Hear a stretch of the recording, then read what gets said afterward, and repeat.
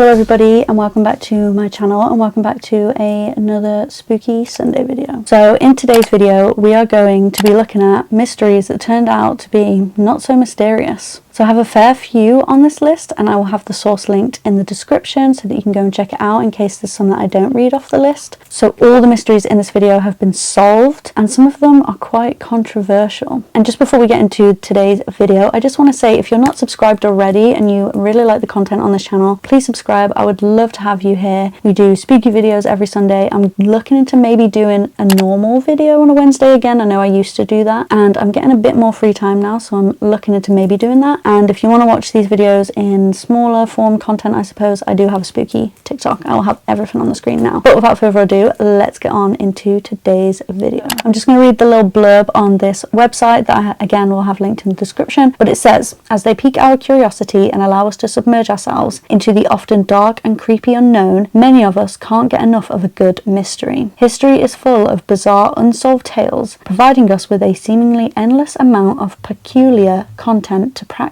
our sleuthing skills and to share with our equally intrigued friends. Despite our inquisitive nature and efforts to solve the eerie stories, we sometimes don't truly want to know the answer to the most perplexing paranormal experiences. While we hope that unknown killers are eventually caught and that missing people turn up alive and well, we also can't help but feel a little snubbed when the answers to the cases aren't nearly as complex or even real as we assumed or were led to believe. For better or worse, some mysteries turn out to be not so mysterious after all. So, with that in mind, let's get into the list. The first one says, DNA technology revealed that Sherry Papini was kidnapped by Sherry Papini. I will add a photo of Sherry Papini so you can all see what she looks like, but it says, 3 weeks after Sherry Papini's November 16th disappearance from Shasta County in Northern California was reported, she was found along a highway some 140 miles away. Injured and shaken, she said she was captured by 2 Hispanic women who tortured her, held her at gunpoint, branded her and locked her in a closet. Authorities searched for the kidnappers for 4 years. Meanwhile, Papini received more than $30,000 in victim compensation funds from the government. When investigators finally cracked the case in 2020, the results were just as shocking as they were conclusive. DNA testing of Papini's clothing proved that her former boyfriend, James Reyes, had been with her during the kidnapping incident. When confronted, he confessed to playing a role in Papini's planned kidnapping hoax. Supposedly running from an abusive relationship with husband Keith Papini, police never found evidence for such claims. She made her way to Southern California to stay with Reyes. When she arrived, she had cut her hair. She was visibly injured and asked him to brand her to make the story more plausible. His cousin corroborated the story, telling authorities he had seen the blonde young woman in that area of Southern California. After phone records, gas receipts, work schedules and toll records proved that Reyes was telling the truth, Papini still refused to admit she had staged the event. It wasn't until she was formally charged in March 2022 that she pled guilty to the false kidnapping scandal. Keith Papini filed for divorce and custody of the couple's 2 children. His wife was sentenced to 18 months in prison, followed by 36 months of supervised release. She also had to pay almost $310,000 in restitution fines. When I first saw that, I thought it was going to be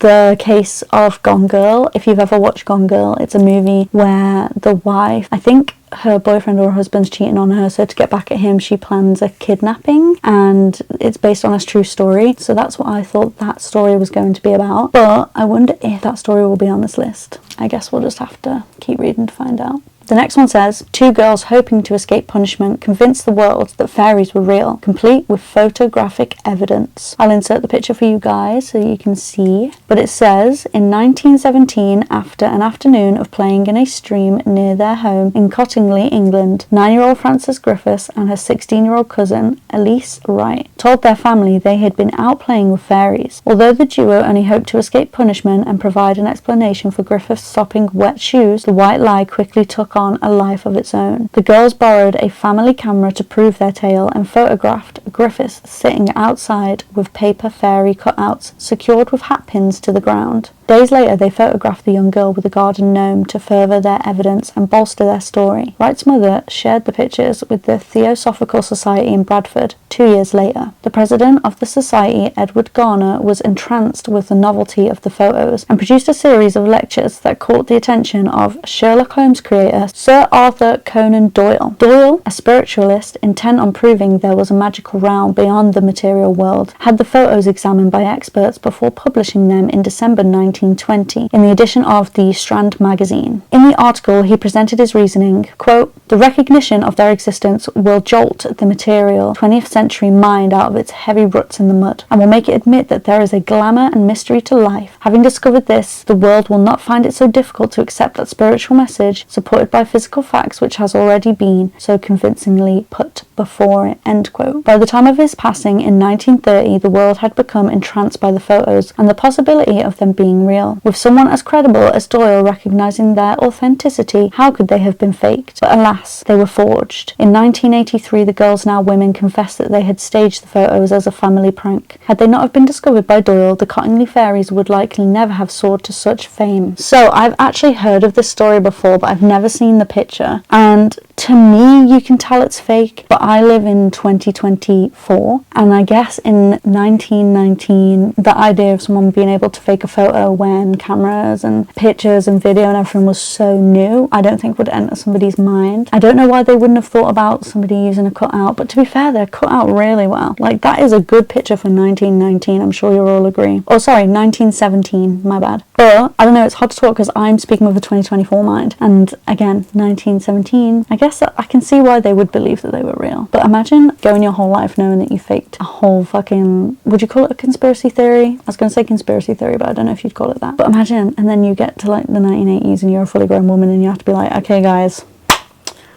time is up. It was fake. It was fake. I lied, guys. I would just take that to the grave. I would just take it to the grave.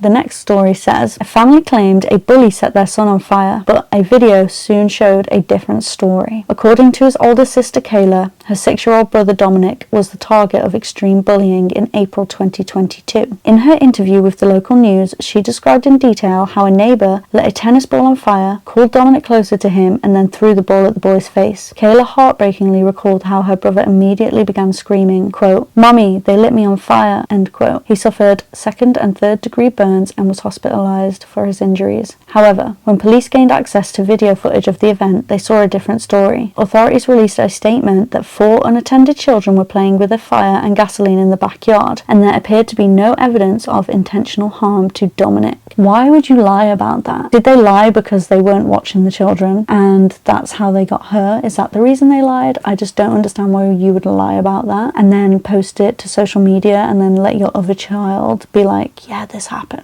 Like that poor little boy. Also, they would have got someone else's kid in trouble. They tried to ruin another kid's life. It's just baffling. This one says the Seattle zombie woman was just a creative protester. I will try and find a picture for you guys. If I can, I'll insert it on the screen now, but it says, a series of viral TikTok videos in May 2021, a woman named by the public as the Seattle zombie woman appeared to slowly walk through the streets of Seattle screaming and holding something wrapped in a bloody shirt. She was missing large patches of hair from her scalp and clearly showing signs of extreme distress. So first responders offered her aid without knowing what was wrong with her. While the world worried about the woman's fate, mental health, and what led her to this condition, no local newspapers or newscasts covered the creepy events. Amateur sleuths scoured the internet for more than a year searching for answers. Eventually, YouTuber Rebecca M.S. appeared to have solved the case. After months of digging, she came across the social media page of Kimberly Kasai, a woman who had posted pictures of herself in the exact makeup the Seattle zombie woman wore in the video footage. Below the photo was the caption, quote, "I am not your lab rat," end quote. And it appears Kasai used the stunt as a political protest. I want to know more, like, what was the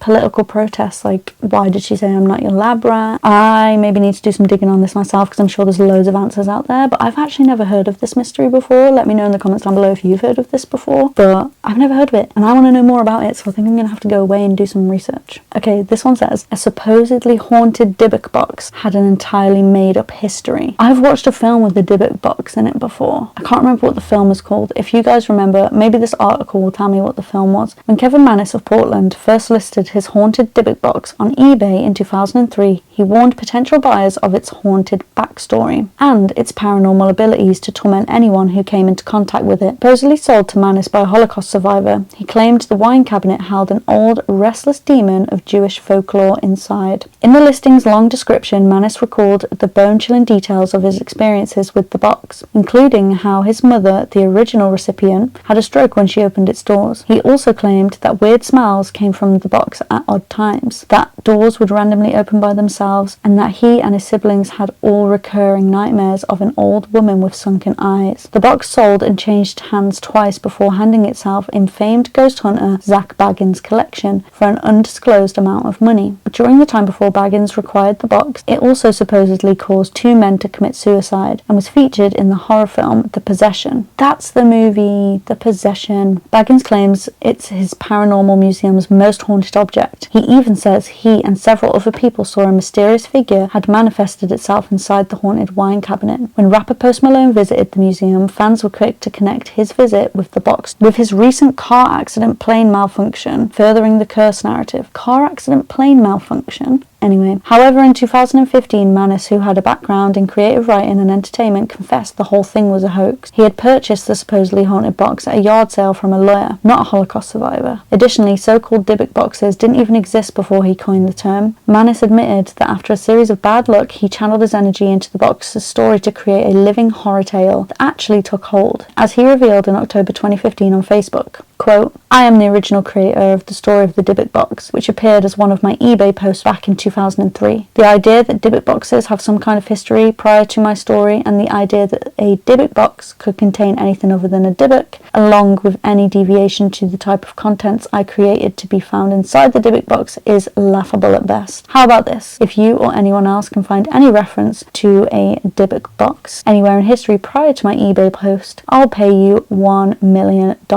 and tattoo your name on my forehead." End quote. So my guy faked a whole story for a box, let Zach Bagans or Baggins take this box. By the way, I fucking love Ghost Adventures. But let Zach Bagans take this box, put it in his museum and say it's the most haunted thing ever. Post Malone went and seen the box and a movie was made, and then he puts a status saying, haha, it was a joke, you're all dumb, I'll give you $1 million if it's real. And he knew this whole time. What the fuck? That movie was scary as well. If you've ever watched The Possession, it was spooky. I was scared. But what the actual fuck? I didn't even know it was fake. So I guess I'm finding out right now that actually this whole time I was scared for nothing because it was fucking fake.